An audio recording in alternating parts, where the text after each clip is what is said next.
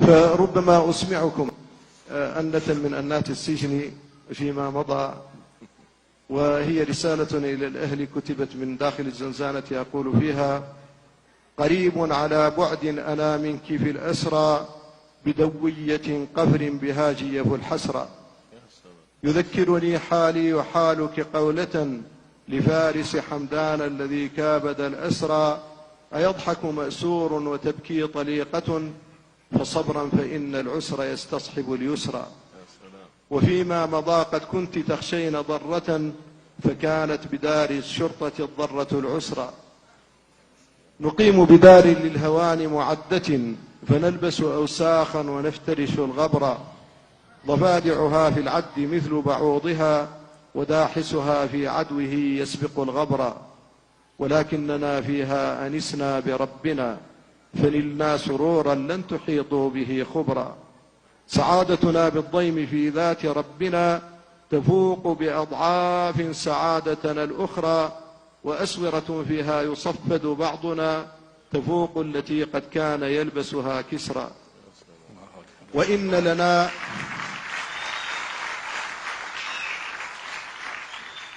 لنا في الشعب والجب إسوة، زنازيننا إذ ذاك نحسبها قصرا. يثور كتاب الله من كل غرفة، إذا الليل أرخى من غدائره سترا. وتسمع آناء النهار تلاوة، فتسمع ترتيلا وتسمعها حدرا. وتسمع في الأنحاء من كل سورة، وتسمعها 7 وتسمعها 10. نفوق آية الذكر في وجه من بغى، فيبصرها الباغي الردينية السمرى. ونصلتها بيضا صوارم نورها، يرد على الباغي بواتره بترا. فكم حجة لله فيها مبينة، وكم شبهة للناس تدحرها دحرا. بموعوده الآتي نجدد عزمنا، ومن قصص الماضين نستلهم الصبر. بموعوده الآتي نجدد عزمنا، ومن قصص الماضين نستلهم الصبر.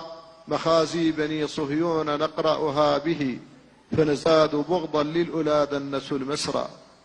وإخوانهم من نافقوا كل أمرهم، نراه عيانا واقعا بعدما يقرأ. فإن سارعوا فيهم نسارع لجنة، ومغفرة نرجوهما نحن في الأخرى. وليس لهم ذاك الرجاء، وإنما يؤخرهم ربي لبطشته الكبرى.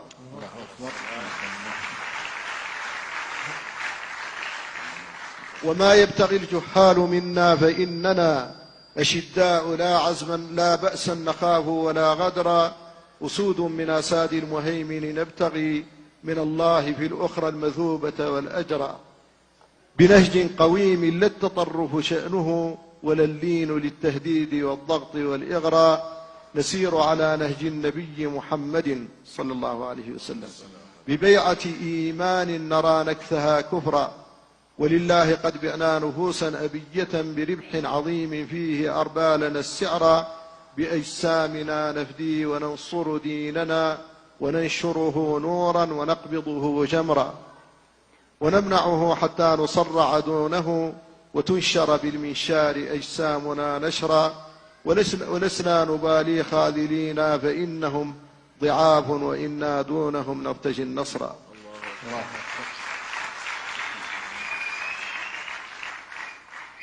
وفي تقييد يشبه النظم لوقائع التحقيق أقول: قال المحقق للسجين: من أين نعلك ذا الثمين، ومن أين ثوبك؟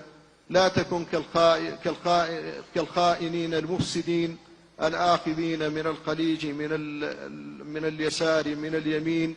يأتيهم التمويل من كل الجهات مدى السنين، حتى من الأفغان أرض البؤس وكر البائسين. فهناك للإرهاب قاعدة تعين القاعدين.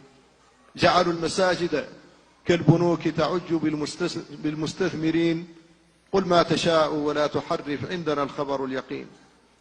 جلباب زوجتك الذي تدنيه خير الشاهدين، من أين جاء ألم يكن مستغربا في القاطنين؟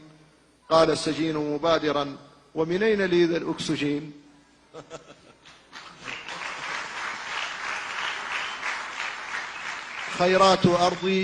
خيرات أرضي أنتم أنهبتموها الناهبين ومنعتموها أهلها الفقراء والمستضعفين وأردتم أن تمنعوا خيرات رب العالمين. هلا سألت ذوي الفجور الفاسدين المفسدين؟ هلا سألت ذوي البنوك المسرفين المترفين؟ هلا سألت الكاسيات العاريات وما يعين؟ أنا لست أسرق أو أغل من الخزينة والخزين، أنا منكر للظلم أكره موبقات الظالمين. قال المحقق مه، فإن لنا رجالا آخرين من أهل دينك قابلين لكل ذا ومؤيدين، وبنص مذهب مالك والأشعري مؤصلين. قال السجين بمذهب العنقاء ومالك الحزين، ما مالك والأشعري وصحبه بمنافقين. أتريد مني أن أكون كهؤلاء الضائعين البائعين الدين بالدنيا لكل المشترين الجاهلين المنكرين لقول خير المرسلين العارفين بعزف كل العازفين الزافنين، تلقاهم في كل حفل للطغاة مطبلين إلى آخره. وانتهت الدقائق الخمس، وأقول قولي هذا وأستغفر الله. جزاك الله خير.